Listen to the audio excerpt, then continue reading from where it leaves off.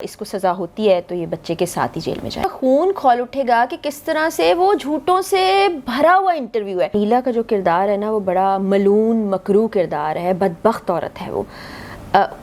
ایک بچے کو جنم دینے والی ہے, تم ماں کا درجہ حاصل کرنے والی ہو, تم نے اپنی ماں کو ہی مار دیا. ماں ہی تھی نا, پھپھو بھی تھی, ساس بھی تھی.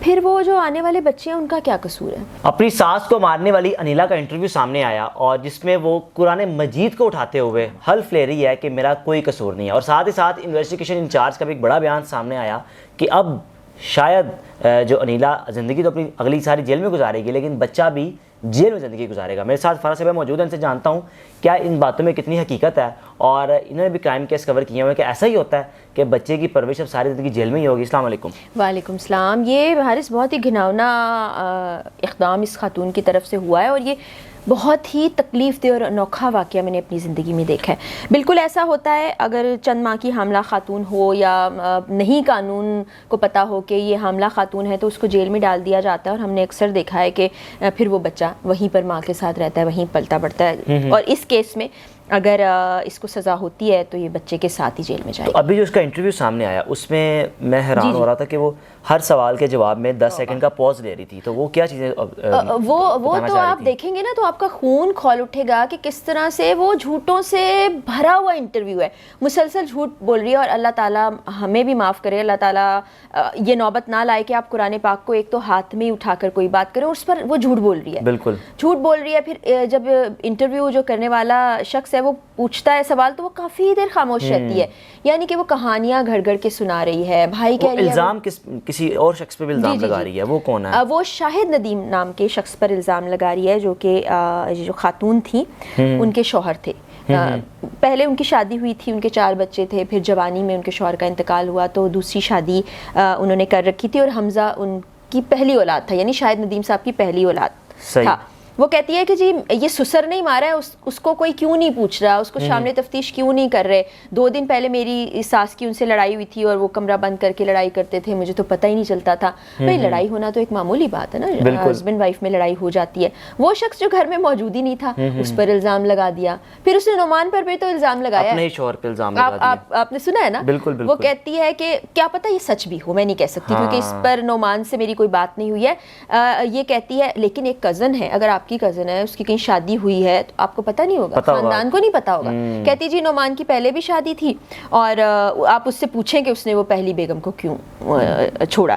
پھر ایک جو سب سے بڑی بات ہے, حارث آپ جائے وقوع پر گئے تھے, میں بالکل گیا تھا آپ کے ساتھ. بالکل آپ نے دیکھا ہوگا کمرے کا دروازہ کیسے کھل جاتا ہے, وہ کھل جاتا ہے, اور دوسرا لاک بھی اندر سے ہوتا ہے باہر سے. تو آپ اور دوسری چیز ہے کہ جو مین اس کا دروازہ ہے جو اس کا روم ہے جی, اس کا جو راستہ ایک اور باہر سے نکلتا ہے. 2 راستے جاتے ہیں نا, دو جو ادھر ادھر کمرے ہیں ان کے باہر سے جانے کے راستے بھی ہیں.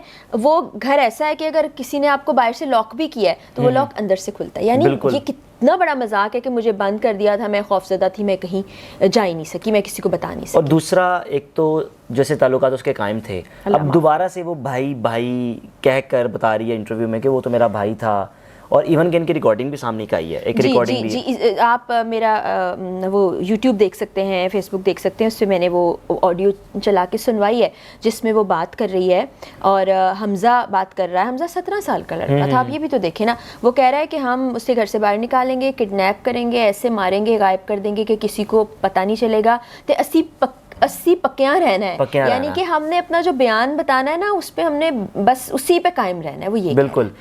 اچھا پھر یہ ایک عورت ایک اور چیز بھی کہہ رہی ہے, آپ اس کی آڈیو سنیے گا, بلکہ میں کہتی ہوں اس میں چلائیے گا.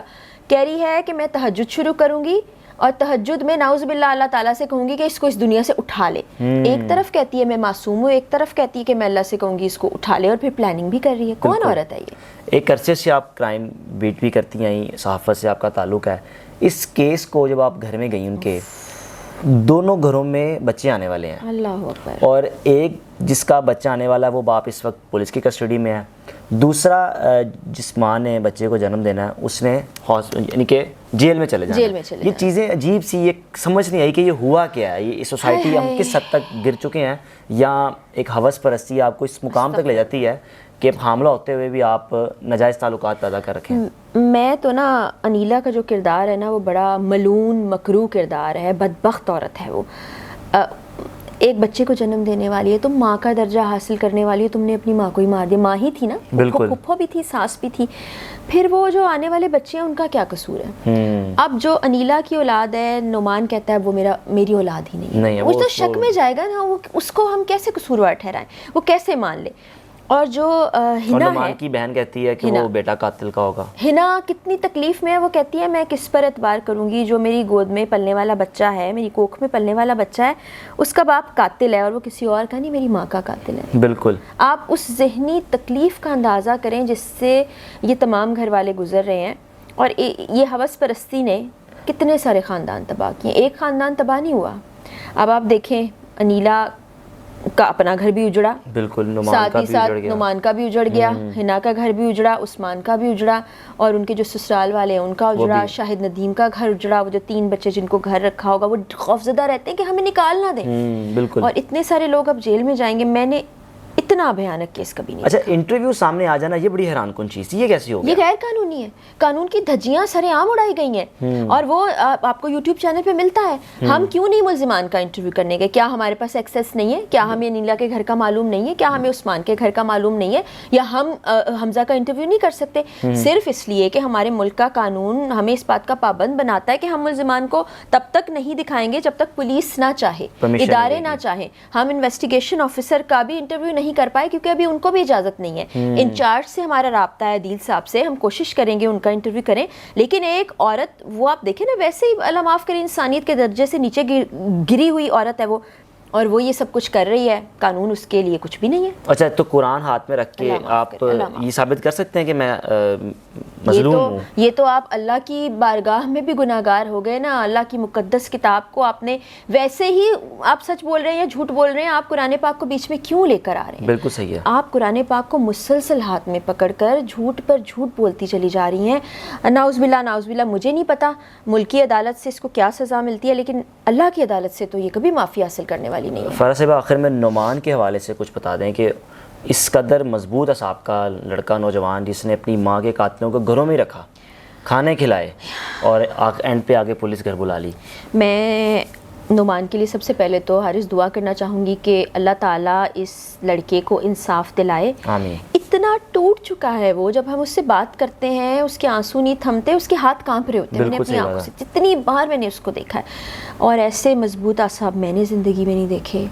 فروری کا یہ واقعہ ہے, اور مارچ اپریل کے بعد جا کے کہیں یہ ساری کلئی کھلتی ہے. وہ خود اکیلا انویسٹیگیٹ کر رہا ہوتا ہے, اور سچائی کا سارا بوجھ اس کے ذہن پہ, اس کی ذات پہ ہوتا ہے. کسی کو وہ شک بھی نہیں پڑنے دیتا. وہ بیوی جو اس کی ماں کی قاتلہ ہے وہ اس کے گھر میں ہوتی ہے.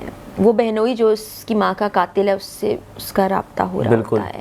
وہ بھائی جس نے مار ڈالا گھر پہ اپنی ماں کو, اس کو وہ کھانا بھی دے رہا ہے. سب بڑے مضبوط اعصاب, پہاڑ جیسے اعصاب ہیں. اللہ اسے انصاف دے. آمین. بالکل جی, اس کیس میں مزید کوئی اپڈیٹ آئے گی آپ سے لازمی شیئر کریں گے, اور کوشش کریں گے کہ انویسٹیگیشن انچارج کا انٹرویو کیا جائے تاکہ قانونی پہلو پر ان کی گفتگو بھی ان سے کر سکیں اور ان سے معلومات لے سکیں. اپنے میزبان کو اجازت دیجیے.